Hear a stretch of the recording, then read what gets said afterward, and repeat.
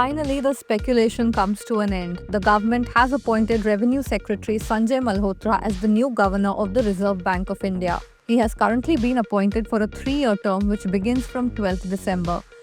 He will take over from Shaktikanta Das on 11th November. Shaktikanta Das is currently the second longest serving RBI governor till date, and there was speculation over whether the government would extend his tenure further. Das was appointed in 2018 and his term had already surpassed the 5 years, which has been pretty much standard in recent years. Das was a key official in Prime Minister Modi's administration before his appointment as RBI governor, and he played a critical role during a period marked by strained relations between the government and central bank. He served in the finance ministry before his appointment as RBI governor. He played a pivotal role in the introduction of demonetization and GST and was credited with the implementation of the Insolvency and Bankruptcy Code after he was appointed as Economic Affairs Secretary in 2017. Das was named Central Banker of the Year twice in a row, and he got an A+ rating for the second consecutive year in Global Finance Central Banker report cards. Recently, there had been pressure from Delhi on the RBI and MPC to cut interest rates, something which did not happen even in the December policy.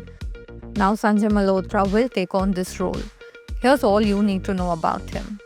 Malhotra is a IIT Kanpur alumnus and a 1990 batch IAS officer of the Rajasthan cadre.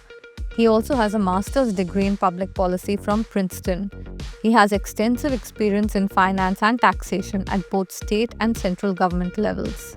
In his current stint as Revenue Secretary in the Ministry of Finance, he plays a key role in shaping tax policy for both direct and indirect taxes.